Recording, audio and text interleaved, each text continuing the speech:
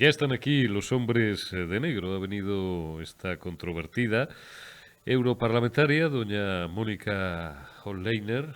Discúlpenme si mi acento no es el más adecuado o el más correcto, acompañada de un grupo de superfuncionarios que en jerguilla comunitaria pues vendrían siendo algo parecido a miembros del Tribunal de Cuentas o del Tribunal Fiscalizador de un Estado, como pongamos los que podemos tener en España.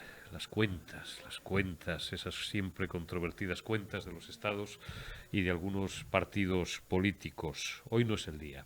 Iremos entrando poco a poco. Iremos entrando poco a poco. Cuanto más ladren, pues más cabalgaremos. Pero hoy voy a variar un poco de tercio, por no convertirme tampoco en pesado, aburrido y repetitivo. Y eso que llevaba 3 meses sin tocar el asunto, menos mal, porque aquí enseña uno un poco la patita y ¡zas! Inmediatamente surgen ahí las hordas de descerebraos a ladrar. Con lo cual, insisto, eso es buena señal porque seguimos cabalgando. En 20 o 21 horas que llevan colgados algunos de los fragmentos del programa de ayer, hemos registrado ya más de 200.000 visualizaciones. Bien, eso es que hay interés. Digo, en un medio humilde como el nuestro, hombre, pues 200.000 visualizaciones no está nada mal. Vamos a ver con el segmento de una semana, a ver si llegamos al millón, para que luego digan que a la gente solamente le interesa algún tipo de mensaje. Insisto, casi 200.000 visualizaciones en menos de 24 horas quiere decir que a lo mejor a todo el mundo le parecen tan raras las cosas que decimos ni los análisis que hacemos. Pero como os digo, hoy, ya sabéis de lo que estoy hablando, hoy os voy a hablar de los hombres de negro, hoy os voy a hablar de los fondos comunitarios, hoy os voy a hablar de esos representantes de las comunidades autónomas que se han reunido con doña Mónica y se han quejado, y con razón, amargamente. Doña Carolina España, la andaluza, don Javier Fernández Lasqueti, el consejero de Economía y Hacienda de la Comunidad de Madrid, mano derecha de doña Isabel Díaz Ayuso en todas estas cuestiones, que cuando fue doña Mónica a preguntarles, bueno, ¿y esto cómo lo veis? Pues mire, señora, no, ni lo vemos ni lo dejamos de ver, ni lo vemos miel, ni lo vemos mal, ni lo vemos medio pensionista, porque es que no nos cuentan nada. Coño, ¿qué me dicen ustedes? No, que no nos cuentan nada. Que no nos cuentan ni lo que nos van a dar, ni cómo nos lo van a dar. Es más, no es que no nos cuenten nada, es que no nos está llegando ni un euro. Hombre, pero esto no puede ser. Claro, luego se fue a hablar con Nadia Calviño y la otra, pues, que si quieres arroz, Catalina, y que no, que todo va de puñetera madre y que todo va a las 1000 maravillas. Ya, pero es que ustedes, continuó diciéndole a Calviño, han hecho unas reformas legislativas, además, por las cuales han rebajado el delito de malversación de caudales públicos, lo que viene siendo el que salga gratis, o prácticamente gratis, el robar dinero de las arcas públicas. Claro, ¿cómo les vamos a ustedes a dejar dinero bajo ese paraguas legislativo prácticamente inexistente porque ustedes pues lo han destruido?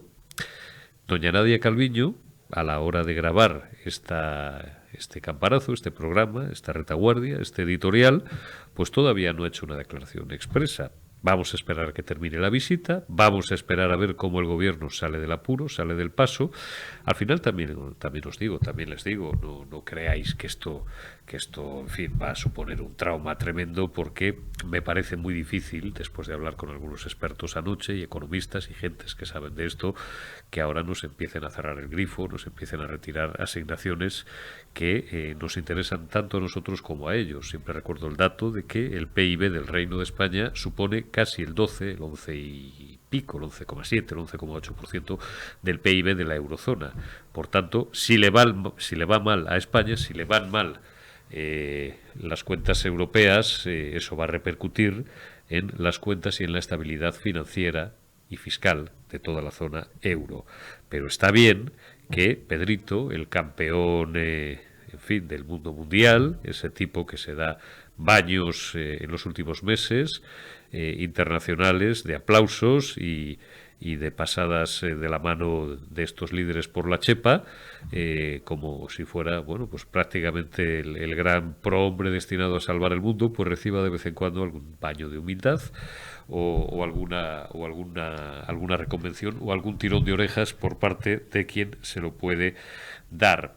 Vamos a ver en qué acaba este asunto de los fondos europeos y vamos a ver si vamos un poco relajando la tensión política que seguimos viviendo una semana más, ya prácticamente a efectos prácticos, la última de febrero, porque si no, os lo digo de verdad, entre los de izquierdas contra los de derechas contra los de izquierdas, los de derechas, que como compiten en parte por el mismo espacio electoral, se destrozan entre ellos, los periodistas en medio.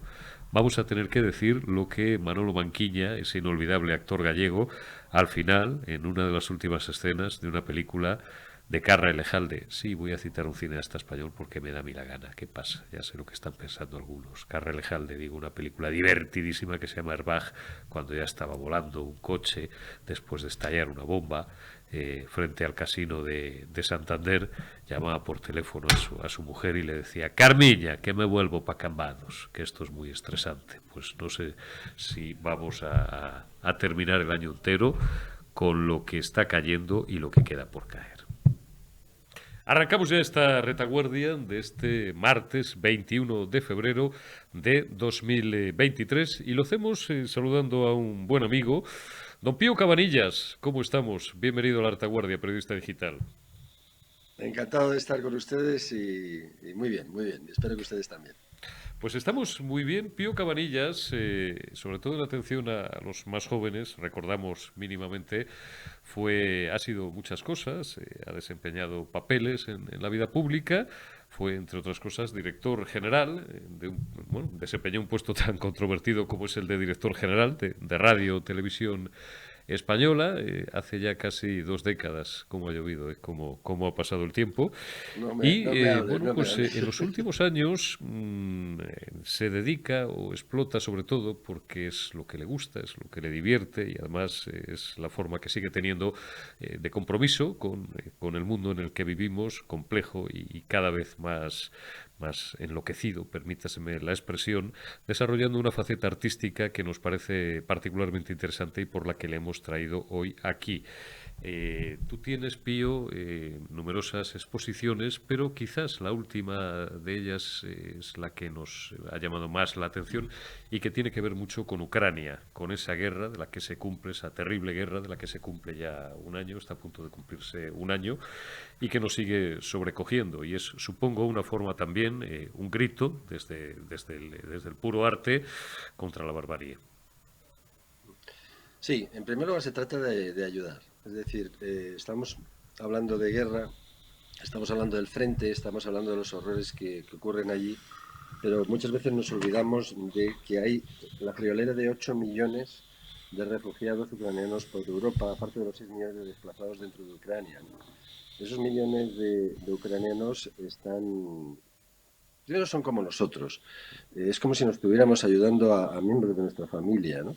Y están en la más absoluta necesidad. Y lo están igual hoy que el día uno, ¿no? Son necesidades de ropa, son necesidades de alimentos, son necesidades de comida, ¿no?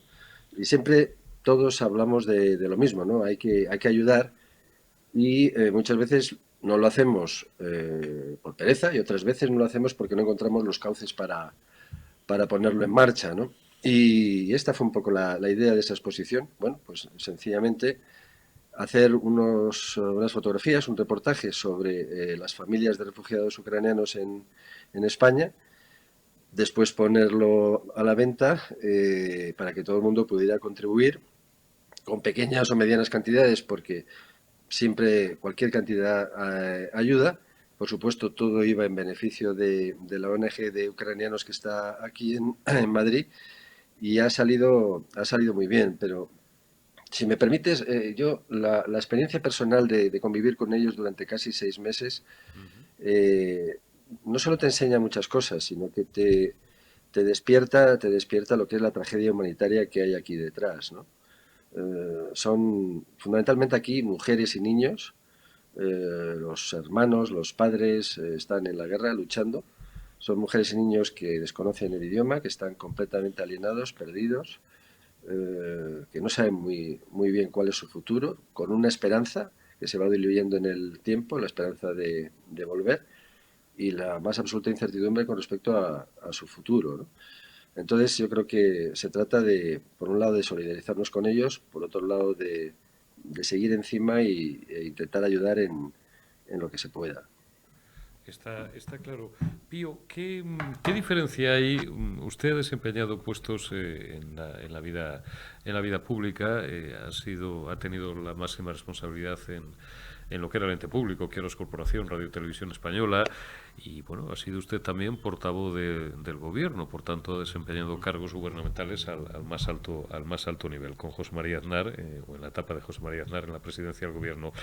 ¿Qué diferencia hay en cuanto a compromiso y a actores como somos todos y cada uno de nosotros en esta sociedad, desde el punto de vista de la vida pública, cuando uno tiene o se debe a una posición pública, una posición política normalmente en este caso, y cuando uno, pues bueno, en este caso, igual que quien ejerce el periodismo o quien ejerce, bueno, pues trabaja desde cualquier ONG o desde el punto de vista de un artista, ¿en qué puede contribuir el arte, en su caso en la fotografía, no solamente a concienciar el mundo, sino a hacer algo por quienes están sufriendo en distintos puntos del planeta? Mm. Bueno, cuando estás en el mundo público, la idea fundamental es la idea de servicio a tu país. Se trata de estar allí para buscar una mejora de la sociedad en la que vivimos, ¿no? Y en cierta forma es algo más apersonal, es decir, no te entra tanto dentro como puede ser un caso como este, ¿no? Que en el fondo no solamente estás ayudando, sino también comprometiéndote contigo mismo, ¿no? Buscando de alguna forma enriquecer tu manera de enfrentarte a los problemas y pues la carencia que todos tenemos de formas de ayudar, ¿no? Entonces yo creo que es algo mucho más personal, mucho más íntimo en cierta forma, ¿no? Y que es, por un lado, muy gratificante, pero por otro lado es una experiencia muy dura de desarrollar, ¿no?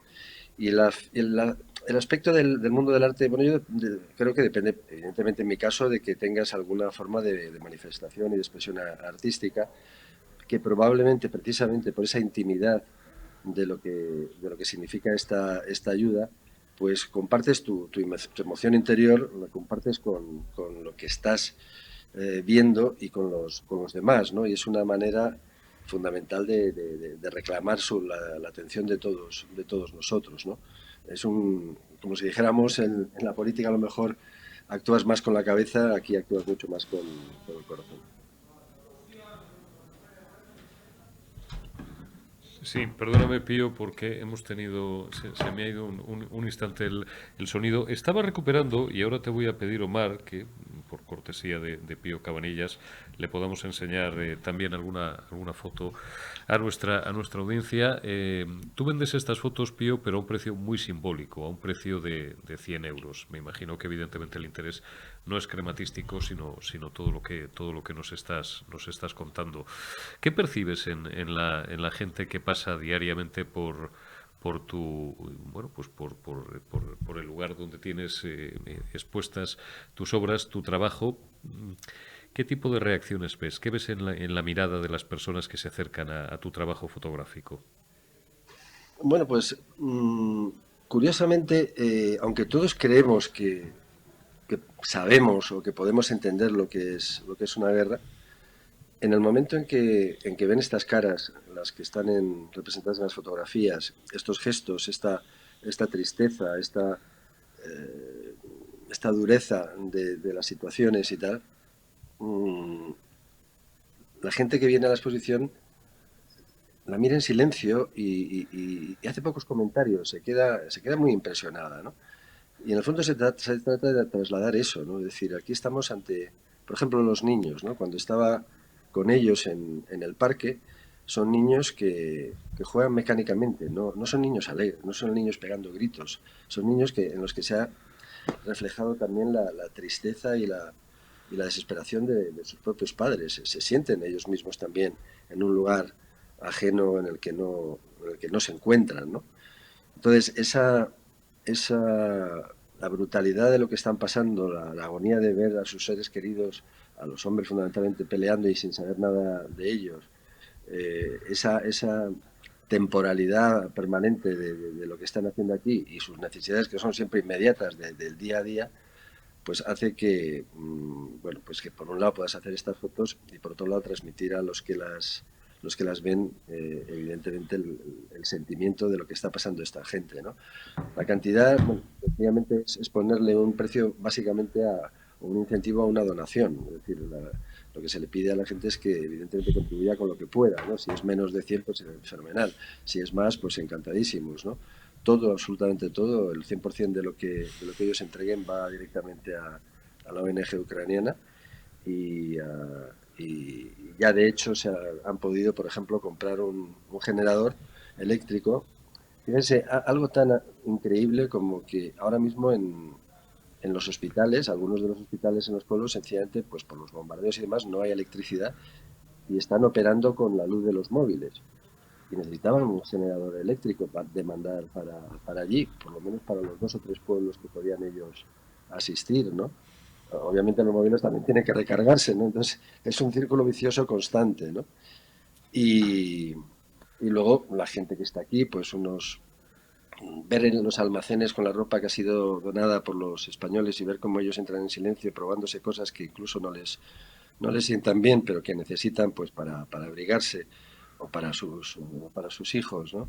Eh, es casi diría humanamente humillante, ¿no? Es demoledor, ¿no? Por lo tanto, pues transmitir eso.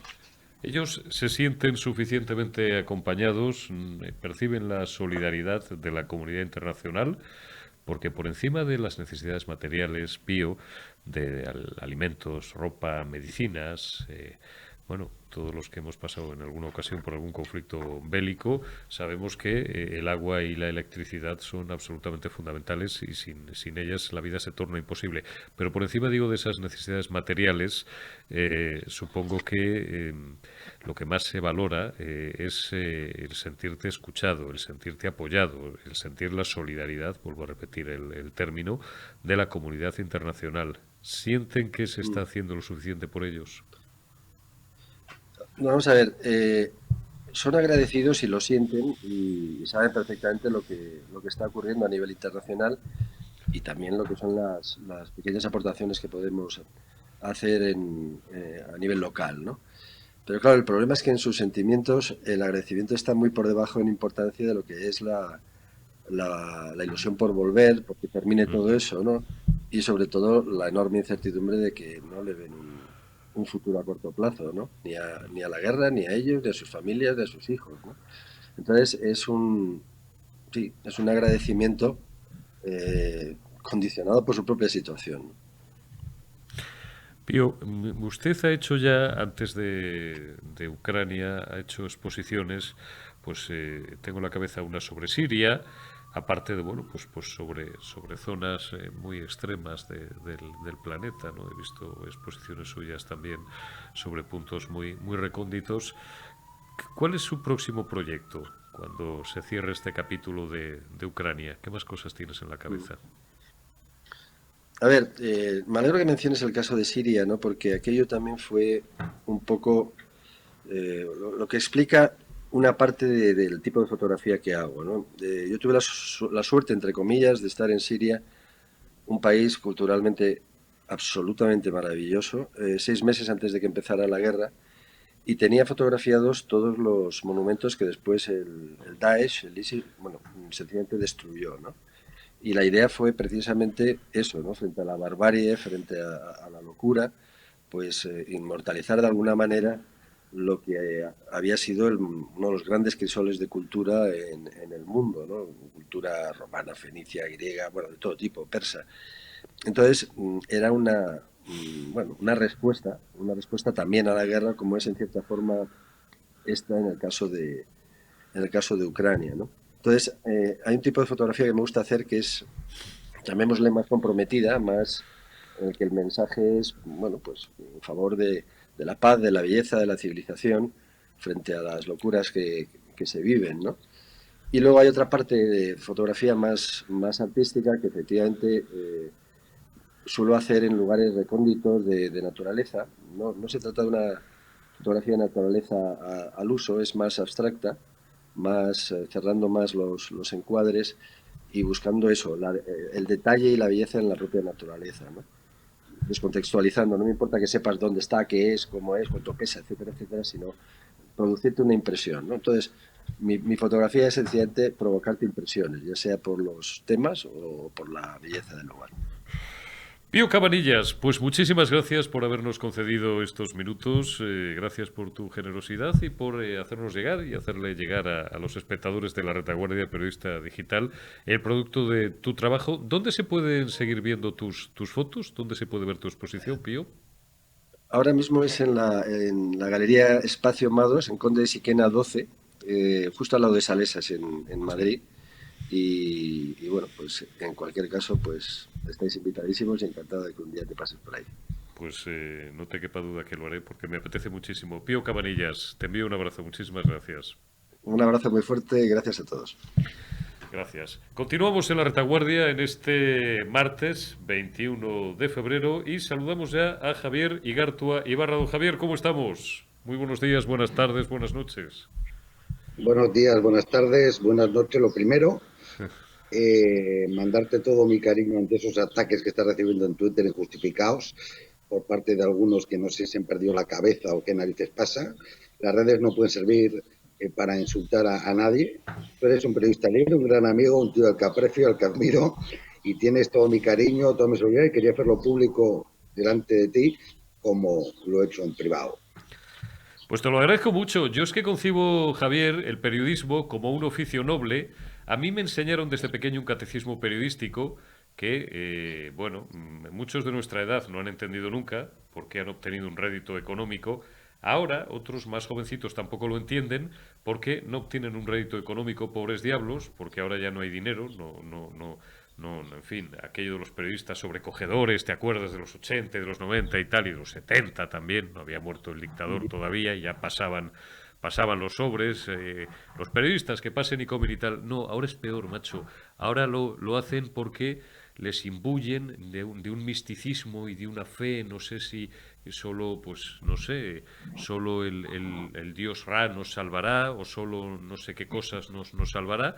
Y entonces, claro, cuando tú no es que te hayan educado en eso, es que llevas 30 y tantos años dedicándote a esto y sabes que el periodismo es otra cosa, que el periodismo es contarle al poder lo que le pasa a la gente, las dificultades que tiene la gente. Y cuando digo poder me refiero a poder y todos los partidos políticos que aunque estén en la oposición son parte del sistema. Es decir, todos los que hay, todos forman parte del sistema con S mayúscula y están acomodados y viven de puñetera madre de un sueldo público y tienen que ser transparentes y poco a poco iremos llegando y tienen que dar cuenta de qué hacen con el dinero que sale de los bolsillos de todos los ciudadanos. Y para eso estamos los periodistas. Cuando el periodista se convierte en un paniaguado o en un palanganero, que es lo que ellos les gustaría o quisieran, de una determinada devoción, o está jodido el partido, o está jodido el periodista, o estamos jodidos todos y nos cambiamos de sociedad y nos dedicamos a otro oficio. El político nunca quiere periodistas libres, nunca quiere periodistas independientes, quiere personajes serviles. Tú oías a José María García de pequeño, ¿verdad? Como yo, porque tenemos Sí, prácticamente la misma edad. sí, sí. Bueno, te podría dar otros muchos ejemplos. Él se dedicaba al ámbito deportivo, pero era lo mismo. La lucha de un tío al que quería permanentemente domesticar el poder y que siempre fue libre. Y por eso, y solamente por eso, fue líder durante décadas. Esa era la clave de su éxito, sin querer compararnos, ni mucho menos, porque los tiempos han cambiado mucho. Oye, muy por encima, muy rápidamente, porque, y además, como más o menos conozco tu posición, pues para que nadie me diga que no te doy la oportunidad de dártela. Y después hablamos también de los hombres de negro. ¿Qué te pareció la entrevista de Macarena Olona con Jordi Évole? Es que a mí Jordi Évole no me gusta nada y por tanto yo soy de los que no la he visto. No la he visto. Me niego a ver a Jordi Évole y me niego a ver la sexta. Prefiero ver el fútbol, jugar al Barça contra el Cádiz y me niego. Es decir, yo ya sabes lo que opino de Macarena Olona, hay muchísimas cosas que no estoy de acuerdo con ella, pero cada uno, y soy un firme defensor de la libertad por lo que yo me he jugado la vida durante tantos años en el País Vasco, cada uno es libre, siempre es del respeto, educación, decir lo que quieran, que yo no comparta las cosas igual, que tú y yo compartimos muchas, otras no, pero lógicamente en el debate y en la diversidad está lo bonito, las buenas praxis. Yo de verdad, Eurico, cada uno puede hacer lo que quiera en la vida. A mí nadie me va a decir lo que yo tengo que decir y a Macarena tampoco y a ti tampoco. Y por tanto, a mí la libertad me parece fantástica. Hay cosas, lógicamente, que yo no estoy de acuerdo y yo, lógicamente, pues yo no sé lo que sucede o deja de suceder, pero yo soy de hablar las cosas en privado, con quien las tengo que hablar y ya está. ¿Me entiendes lo que te quiero decir? Pero bueno, cada uno hace lo que quiere. A mí lo que me preocupa realmente más que este tema, que no deja de ser un chascarrillo, es la situación preocupante que vive actualmente España. Vivimos en una crisis de valores, en una crisis moral, en una crisis económica, en una crisis de todo tipo, y o hacemos algo y lo cambiamos, y yo te escuchaba ayer, o lo hacemos nosotros cada uno como personas, o si esperamos que el gobierno o los políticos nos ayuden, pues mal vamos. Tenemos que empezar cada uno por nuestra faceta y por nuestra vida. Y tenemos que tocar a nosotros las cosas. A mí me gustaba más la política de antes, la política de caballeros, la política que hacían en la época de mi abuelo, en el que uno puede debatir políticamente, pero yo es que ahora mismo veo que el Congreso es un puñetero circo, Eurico, eso es un circo absolutamente terrible, que no creo que vivan en la realidad de los españoles, en lo que vivimos en el día a día, y por tanto, lo que yo creo es que cada uno tiene que ir apechugando y a ver si nos dejan una puñetera vez tantas leyes, tanta historia, y nos dejan vivir en libertad y desarrollar nuestro futuro con tranquilidad. Bueno, pues sí, sí, eso es lo que queremos muchos, que nos dejen vivir en libertad. ¿Sabes dónde encuentro yo el problema? Cuando el concepto de libertad se prostituye o se pervierte y solamente se empieza a considerar libre lo que decimos, lo que decimos nosotros, no yo, lo que dicen unos. O sea, no. Esto es como cuando discutías con tu hermano por una pendencia familiar y te decía, tú me has dado la versión, Javier, yo te voy a dar la. O sea, tú me has dado una versión, yo te voy a dar la versión. Libertad es solo lo que digo yo, es decir, lo que impongo yo. Como Yo no cuando creo dice, eso, no, Eurico. usted puede entrar en mi rueda de prensa y usted no puede entrar. ¿Por qué?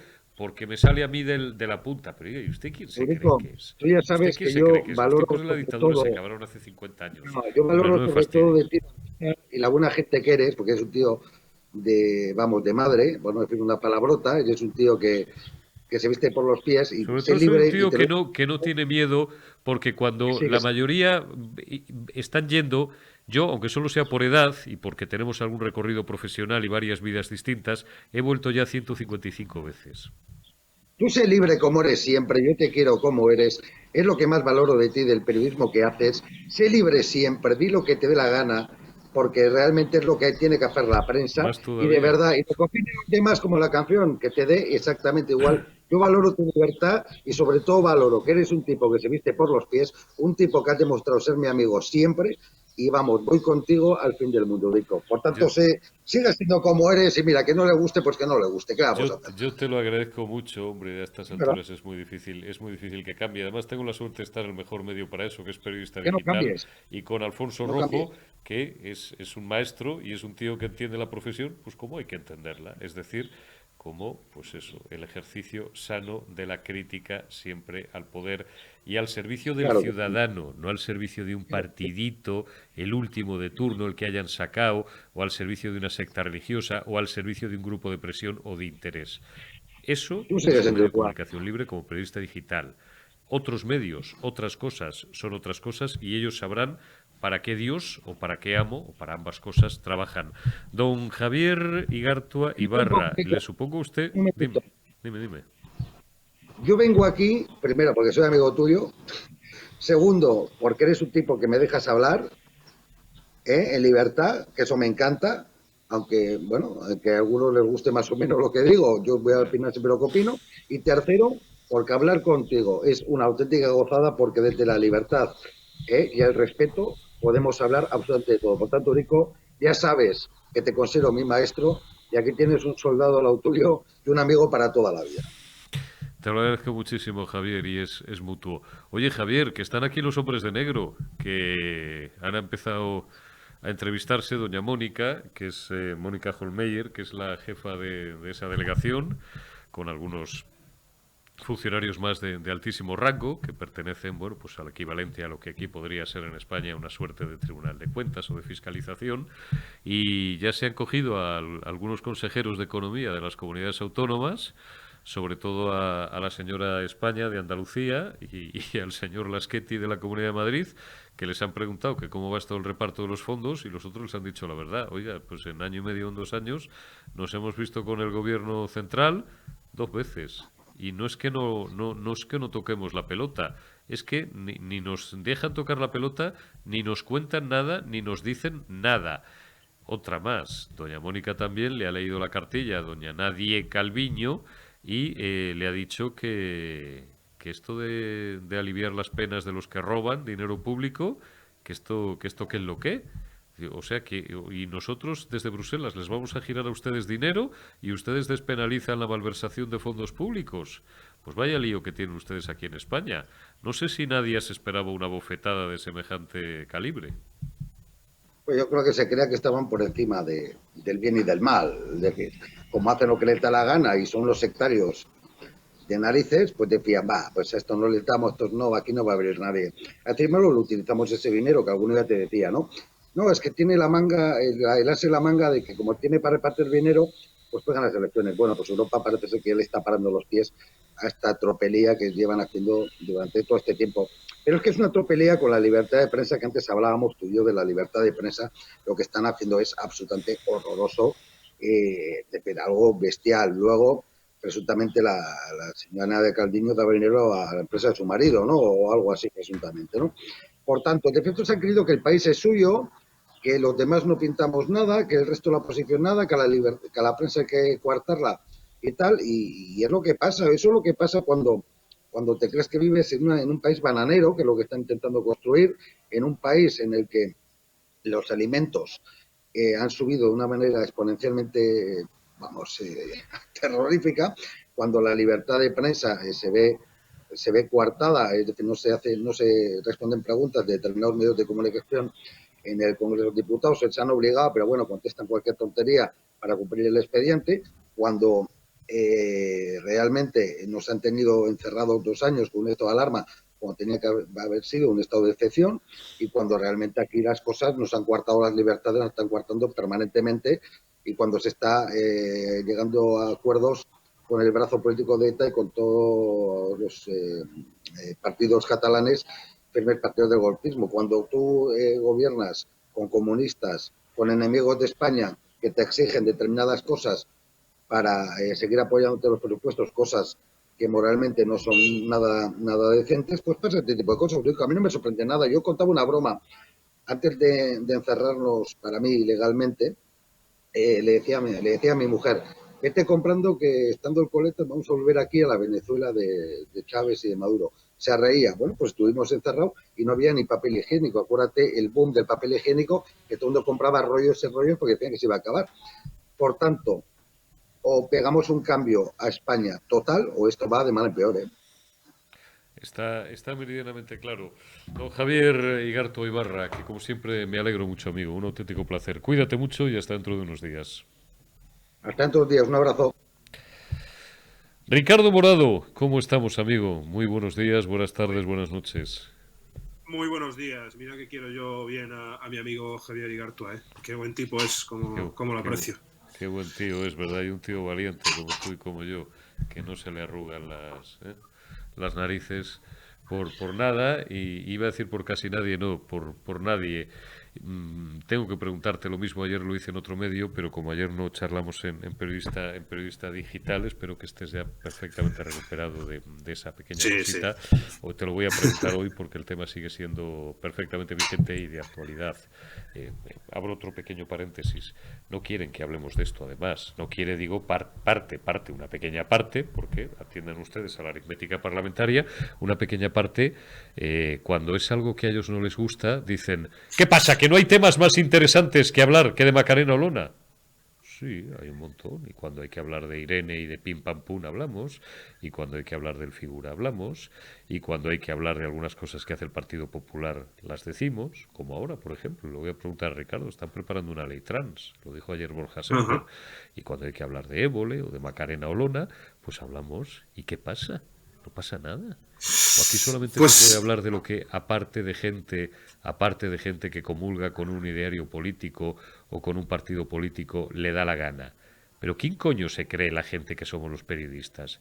¿Pero quién demonios se cree que es la gente para dictarnos la agenda libre de un medio de comunicación? Pero si además, si es que da igual, si es que aunque algunos no hablaran o no habláramos de eso, que nos tendrían que volver a parir para ponernos una bota en la cabeza, y ellos hagan como el avestruz, que hagan así, uy, como estos no hablan, ya está, ya no existe, como los niños cuando se tapan debajo del edredón. Sí, Pues sí. sí, claro que existen muchas cosas y más que van a salir. ¿Qué te pareció la entrevista de Macarena Olona ayer con Évole? Ayer no, el domingo. Pues mira, han pasado varias cosas desde que tú y yo charlamos ayer por la noche. Lo primero que quiero decirte es que me siento extremadamente orgulloso de compartir odiadores contigo, porque eso quiere decir que tú estás haciendo algo bien y yo a rebufo, pues a lo mejor también estoy haciendo algo decente. En segundo lugar, yo como no soy periodista, ni siquiera soy comunicador, no soy más que un padre de familia calvo y provinciano, a mí no dejan de sorprenderme ciertas reacciones. Y cuando digo ciertas reacciones, me gustaría mandarle un saludo a Kiko Méndez Monasterio, que entiendo que a raíz de lo que escuchó anoche en nuestra charla, ha dejado de seguirme en Twitter. ¿Ese quién cuando es? hasta... ¿Kiko qué? Kiko Méndez Monasterio. ¿Y ese quién es? Es que no... Me suena. Es Era un tío que trabajaba en Intereconomía, ¿no? Sí, ese, efectivamente. A ver si me voy efectivamente. Pero Y a raíz ¿es periodista, de... es experto en comunicación? Hombre, entiendo que asesora a cierto partido político, Eso es otra al cosa. tercer partido político. Eso es otra cosa, porque hay emperadores romanos que nombraban cónsules Correcto, a su pero caballo. no es periodista ni es experto en comunicación, ¿no? Bueno, Yo pues te creo ha que dejado no. de seguir, Bueno. si solo te ha dejado de seguir, pero no se ha puesto en contacto contigo ni nada, ¿no? No, eso hace mucho tiempo que no sucede. Vale. Todavía estoy esperando esa llamada desde hace años, pero bueno. Sig eso Transit, Gloria Mundi. No, pero te decía que me sorprende porque al final yo, que como te decía, ni soy periodista ni soy comunicador, no soy más que una persona libre que opina. Me sorprende la trascendencia que tiene lo que decimos en algunos medios de comunicación cuando todo el mundo, como tú bien dices, dice que no hay que hablar de ciertos temas cuando no toca o cuando no conviene a según qué partidos o a según qué personas, y sin embargo las reacciones son furibundas. Hablábamos anoche de esas amenazas, de los insultos, lo de siempre, lo de los 4 majaretas que no deben de tener más tiempo, no deben de tener otra cosa que tiempo libre y pocas ganas de trabajar. A mí me sigue sorprendiendo cómo, a pesar de que todo el mundo dice que de esto no hay que hablar y de que lo del domingo no tuvo ninguna trascendencia, a esta hora de la tarde del martes todavía se está hablando en Twitter y en las redes sociales de todo esto y en los medios de comunicación de todo esto. Y no somos nosotros los que estamos haciéndolo, ¿eh? Son precisamente todos esos gurús de las redes sociales del tercer partido de este país, de Vox, los que siguen hablando y siguen malmetiendo y siguen diciendo que Macarena está loca y siguen diciendo que es que lo de Évole no sé qué y lo de Évole no sé cuánto y siguen haciendo chupiencuestas de ¿cree usted que Vox ha perdido afiliados por la entrevista de Macarena? No han entendido absolutamente nada de lo que sucedió el domingo. No han entendido que Macarena tiene una estrategia precisa y concreta y quien no se quiere dar cuenta de eso es que está a 3 metros del suelo y de la realidad y flota como Santa Teresa de Jesús. Entonces, ¿qué es lo que a mí me pareció la entrevista de Macarena el domingo? Pues mira, me pareció la entrevista de una abogada del Estado que sabe lo que dice, cómo lo dice y cuándo lo dice. Me pareció extremadamente comedida, me pareció que en su silencio dijo muchísimas más cosas que con sus palabras y me pareció de extremada importancia la capacidad que tuvo de torear a un Miura como es Jordi Évole, que evidentemente, aunque no es santo de mi devoción, tengo que reconocer que fue un éxito el hecho de que llevara a Macarena Olona a su programa y que consiguiera hacerlo. Evidentemente a mí Jordi Évole ni me gusta ni me va a gustar, pero hay que reconocerle al César lo que es del César, y en este caso el hecho de haber conseguido que Macarena Olona fuera a su programa, pues ya es un éxito. Macarena Olona entró más de 2 millones de hogares, porque a esa audiencia estimada que ha aparecido en algunos medios hay que sumarle plataformas digitales y todos los medios fuera del contexto televisivo en sí mismo. Y yo creo que eso fue lo más importante. Macarena le mandó un mensaje a Vox, mensaje preciso y concreto, que quien lo quiso entender lo entendió. Estoy seguro de quien lo tenía que entender lo ha entendido perfectamente. Y además, yo creo que hay una segunda vertiente en este mensaje, aparte del mensaje que envió a Vox, y es a ese electorado que está indeciso, por decirlo de alguna manera, en por qué opción decantarse a la hora de meter una papeleta en la urna. Y yo creo que a ese sector del electorado también le mandó un mensaje Macarena, no un mensaje, sino una descripción de lo que hay encima de la mesa para que cada uno después haga lo que considere oportuno y conveniente. Más allá de eso, evidentemente, a los hooligans, a esos que te odian a ti y me odian a mí, y nos odian cíclicamente en función de si alabamos, aplaudimos o no lo hacemos, con esos no se puede razonar, y para esos evidentemente no iba ningún mensaje, porque esos son los que andan diciendo por ahí en redes que no han visto, ninguno ha visto el programa, pero resulta que opinan todos. O sea, ninguno lo ha visto, pero todos opinan. Entonces, claro, es muy curioso, ¿no? Ver cómo ese nerviosismo que sigue latente todavía 2 días después de la emisión del programa, todavía siguen nerviosos con muchas de las cosas que dijo Macarena. A mí me sorprende mucho cómo utilizan la herramienta para quitarle importancia a la entrevista, utilizan la única herramienta que no deberían de utilizar, que es seguir hablando de ella. Claro. Entonces, yo creo que Macarena a esta hora de este día tiene que estar súper contenta con el objetivo que buscaba, que yo creo que lo ha conseguido plenamente, y ahí sigue. Y otro mensaje para todos esos que te odian a ti, Eurico, y me odian a mí, y me insultan, me amenazan, y bueno, todas esas cosas, que sí, que efectivamente yo he empezado a trabajar junto a Macarena.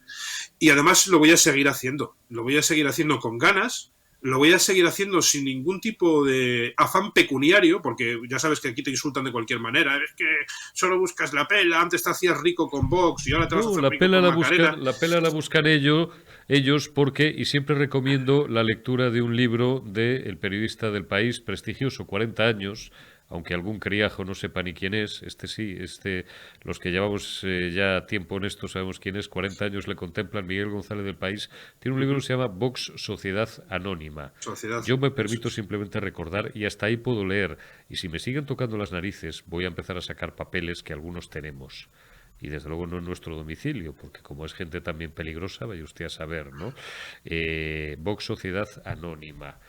Ahí se puede ver muy bien quiénes han convertido esto no en una cruzada por la patria ni tal, sino en un negocio. Y estoy pensando en varios empresarios de comunicación, porque Ricardo, sabes que yo no voy a reproducir la frase en su literalidad porque no me gusta, porque el patriotismo es un concepto sagrado. Decía alguien que el patriotismo es el último refugio de los canallas. No es verdad, el patriotismo es el último refugio de algunos canallas. De eso sí. Entonces, si a ti te acusan de que te estás llevando un beneficio económico, joder. Fíjate cómo es. Que tú los conoces tan bien como yo y no terminábamos. Sí, desde luego. Y se les iba a caer la tontería a todos los hooligans y a todos los bots de YouTube y tal, que luego te insultan a ti o a mí o al otro o al otro. Fíjate cómo es que no solo yo no me he hecho rico con nada de esto, sino que es que encima siempre me ha costado dinero. Y no lo digo de una manera negativa, porque yo, por aquello en lo que creo, estoy dispuesto a apostar hasta la vida.